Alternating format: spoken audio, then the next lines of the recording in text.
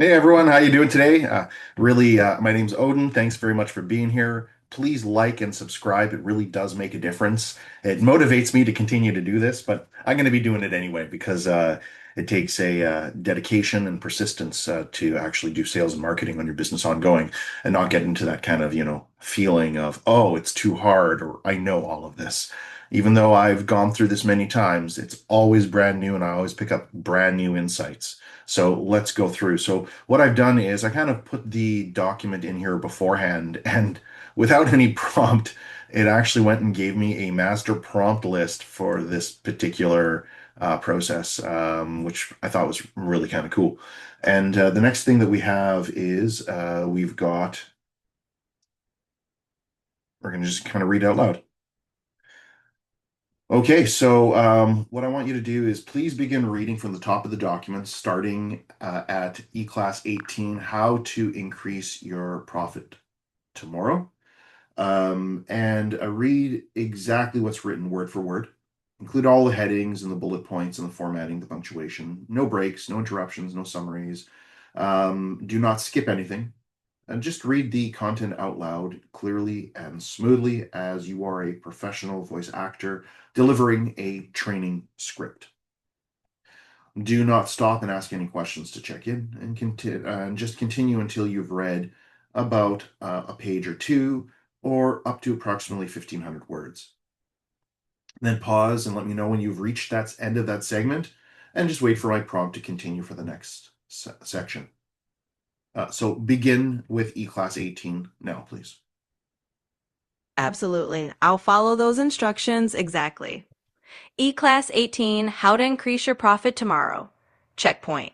You know what your current average dollar sale is. You have involved your staff in your efforts to increase your average dollar sale. You have identified and are beginning to implement strategies to boost your average dollar sale, even by a small amount.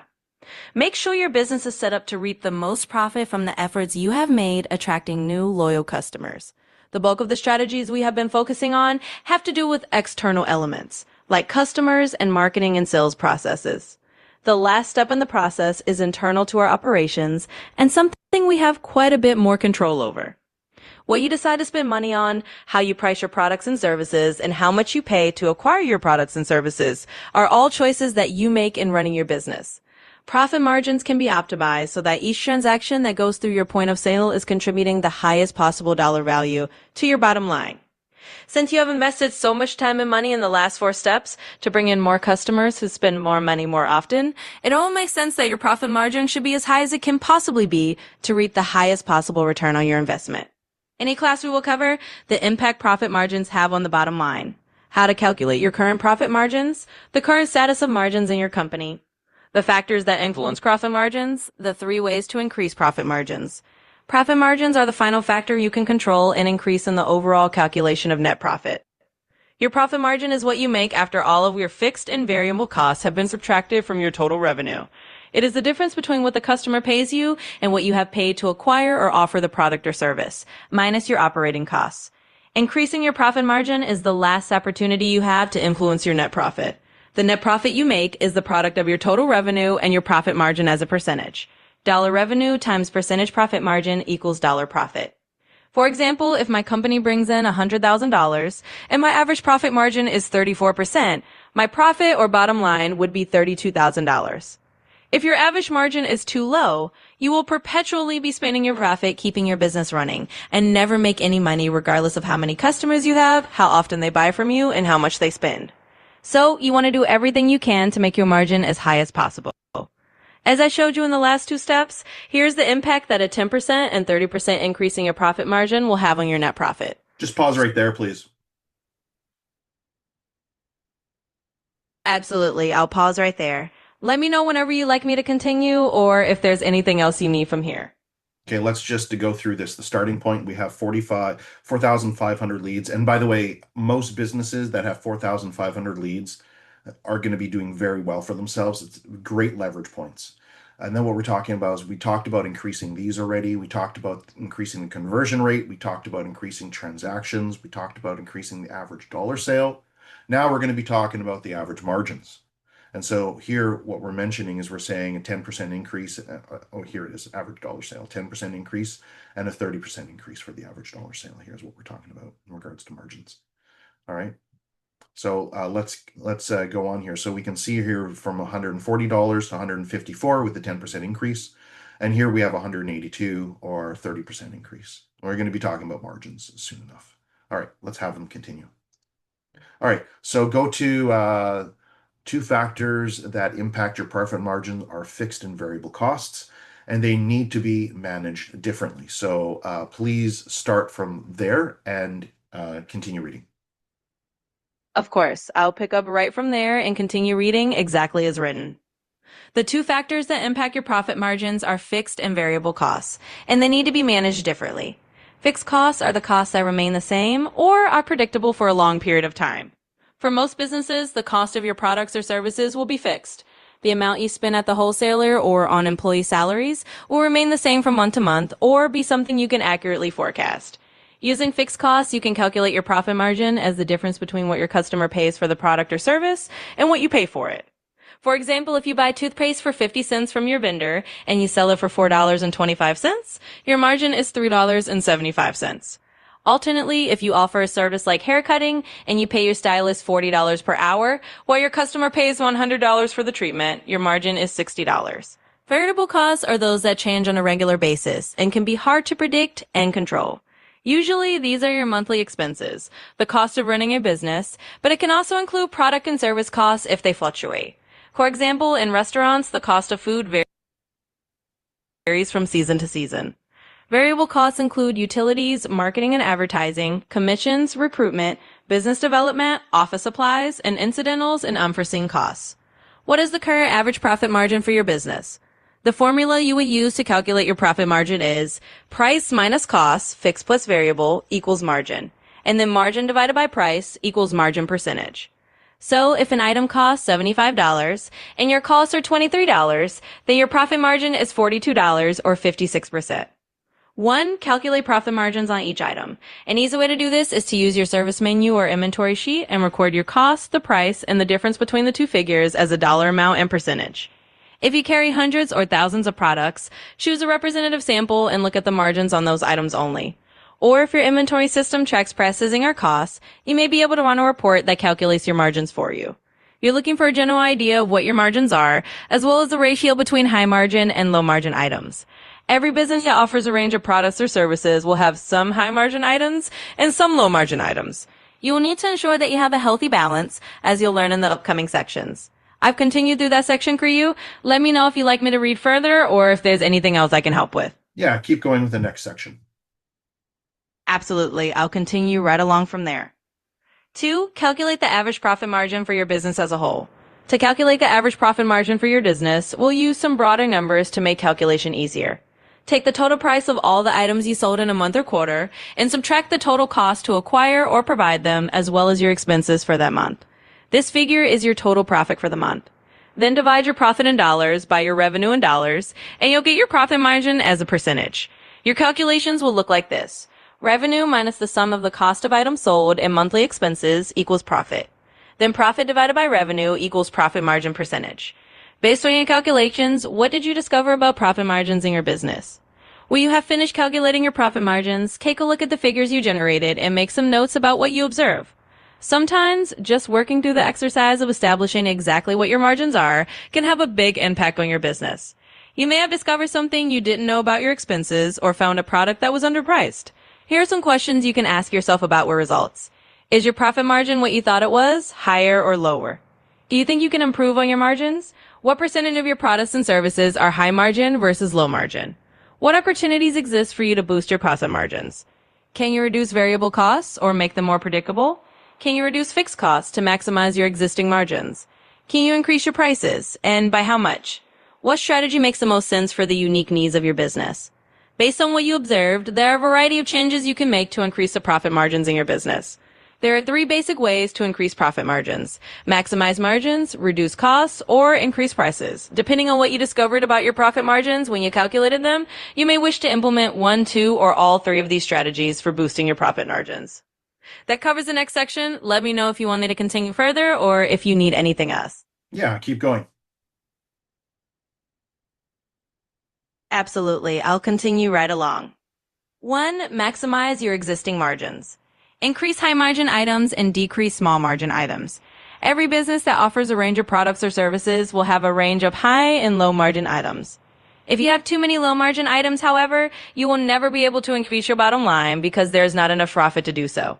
High margin items generate the most income, so your staff should be focused on selling these items and bringing in the highest sales. Stop discounting. I'll review in another e-class why discounting hurts your business, but in this case, you should stop discounting because it's eating away your margins. There are better ways to generate leads and repeat business without costing you money. If you have received a discount on products or services from your supplier, keep that discount to yourself instead of passing it on to the customer. Reduce fixed and variable costs. Be aware of and manage spending. Establish clear protocols for sign-off on purchases over a specific dollar value, and keep a close eye on the people who are authorized to spend company money. Recession-proof your spending habits.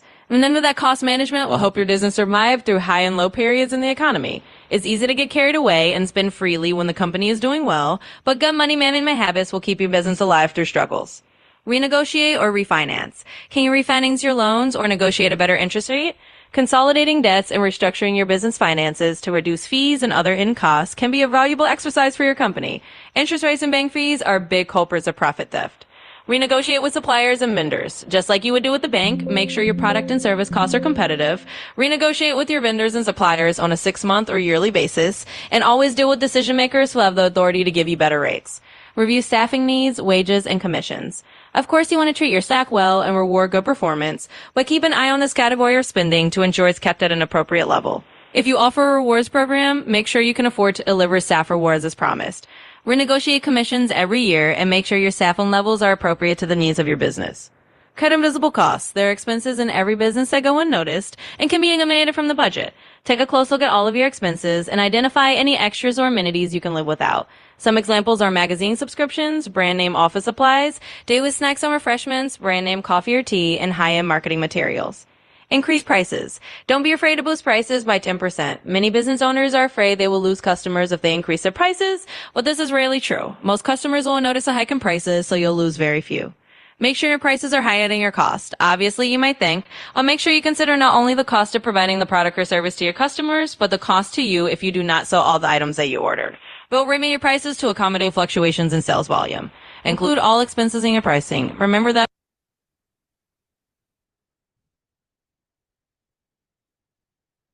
Do you want to continue? Or you just want to include all expenses in your pricing, please? Sure, I'll just finish that thought for you. Include all expenses in your pricing. Remember that all your expenses need to be factored into your pricing structure. Include both the cost of providing your product or service as well as the cost of running and maintaining your business. You can have huge margins, but if you don't factor in operating expenses, you may have priced yourself out of business. There you go. If there's anything else you need, just let me know. Yeah, why don't you just finish it off? Just continue reading. Of course, I'll go ahead and complete the reading for you. Price for perception. Price will impact how customers perceive your business and your product or service, so consider this when you are establishing your pricing strategy. Consider what customers will think is fair, as well as what your competitors' price is, the image you are trying to create, and the perceived value of your product or service. Monitor your costs and profit margins carefully to ensure that your business is running as efficiently as possible. As you can see, there are many factors that impact your profit margins, and it's easy to let them spin out of control and eat your bottom line. Keep a strict budget and establish clear protocols for spending and expenses. Remember that unless you have healthy margins, no matter how much time, money, and effort you spend attracting and converting customers, you're not reaching your business's true wealth potential. Next, we're going to walk you through a case study about a client of mine who enjoyed amazing results after working through the 5 steps. I'll show you how she managed to use the strategies in this program to triple her lead generation and spend less time doing it. Thanks for tuning in. And that wraps it up. Let me know if there's anything else you need. Yeah, I want to go through the graph that we have there. The starting point, the 10% increase and 30% increase. It says the average dollar sale that we have the increase. Is that incorrect? Should we be doing that under margins out of curiosity? That's a great question, and let's clarify that. The way it's laid out in the example is actually focusing on 2 related but slightly different things. The table shows how increasing your average dollar sale, which is the amount each customer spends per transaction, affects revenue and profit. That's a valid way to show how changes in pricing or upselling can improve your profitability. However, you're correct that when we talk strictly about margins, the focus is on the percentage of profit you retain after costs. So ideally, if the goal of this particular e-class is to illustrate how raising margins specifically impacts profit, we'd want to show how improving the margin percentage itself affects the bottom line. In other words, the table as it stands is correct for showing the effect of increasing the average transaction size. If you wanted to focus purely on margin improvements, you'd keep the dollar sale the same and show what happens when you increase the profit margin from, say, 24% to 34% or more. So it's not incorrect, it's just Well, highlighting a let's do slightly that. different. Let's do that. Let's increase the profit margins 10%. We'll just leave the 10% increase for the average dollar sale, and then let's increase the margin by 10%. And you can tell me what the new profit is based on that. Okay? Absolutely, let's do that. We'll keep that 10% increase in the average dollar sale as you had it, and then we'll also boost the profit margin by 10 percentage points. Yeah. All right, let's walk through it. So initially, with a 10% increase in the average dollar sale, you might have moved from $140 to about $154 per sale. Now, if we take the margin, which was originally at 24%, and increase it by another 10 percentage points, we'll now have a 34% margin. So let's do a quick recalculation. With that higher average dollar sale and the new 34% margin, your revenue per customer is still about $154 on average. At a 34% margin, you're now making roughly $52 profit per sale instead of about $37 at the old margin. When you apply that across all your customers, that's going to bump your total profit up quite a bit.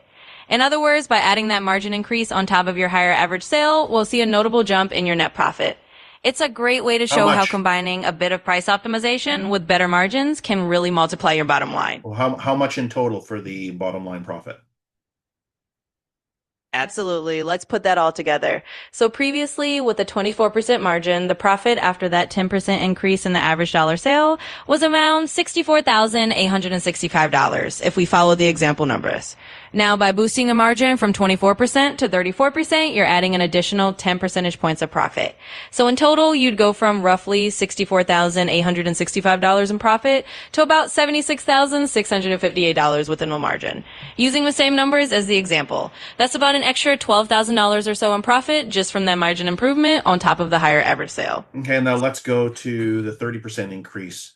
Apply that same idea that we just did, and then tell me the total profit at the very end. Absolutely. Let's do that. So we'll take a scenario where you have a 30% increase in the average dollar sale, and then we'll apply that same margin improvement. With a 30% increase in the average dollar sale, if you started at $140, that would bring you up to about $182 per sale on average. Now we'll do the same thing with the margin. We'll move it from 24% up to 34%.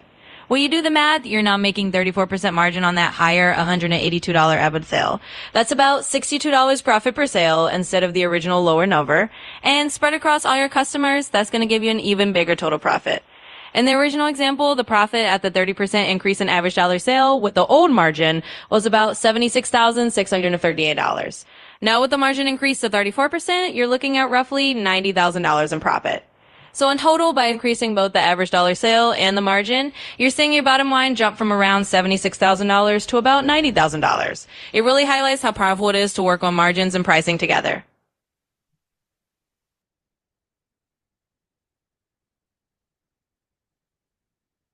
Perfect. So let's just take a look at the new number here.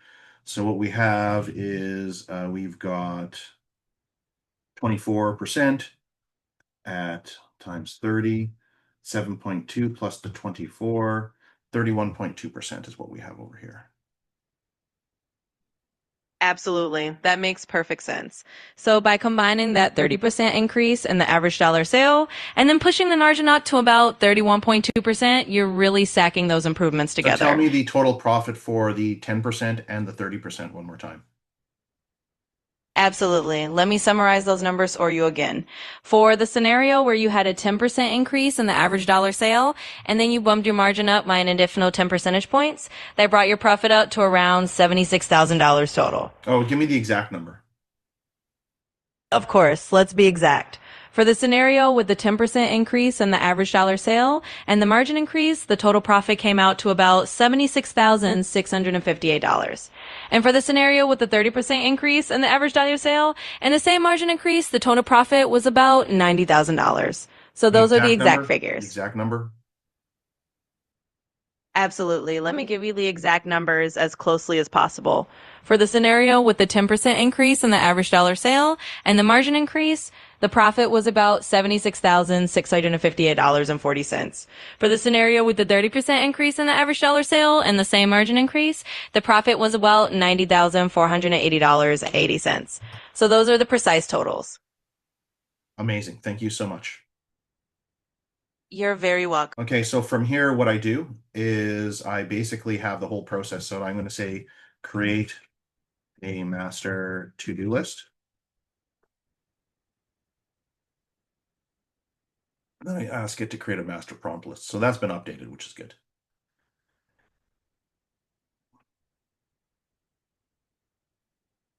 Perfect, because we want to implement the ideas that we're talking about, obviously.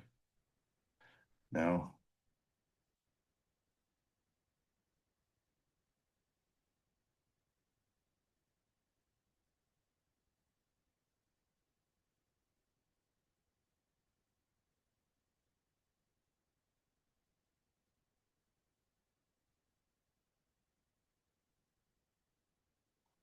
okay, everybody, thanks so much for tuning in today. I really do appreciate it.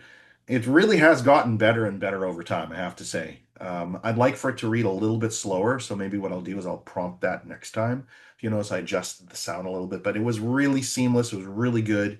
I find that I get a lot more done. I like the reading, but I like the reading and I like the hearing aspect of it. It actually increases my ability to retain. If I were adding notes to that, which is the next step, is adding and writing your notes to every part of this process, then you have a 300% better chance of remembering what it is that you're learning. Otherwise, repetition is really important. It's the mother of all skill, right? Okay, there you go, everybody. Please remember to like and subscribe, and look forward to seeing you on our Monday Masterminds. Just check out the Monday Mastermind. Really do look forward to having you there. Thanks, everybody, and we'll talk to you soon.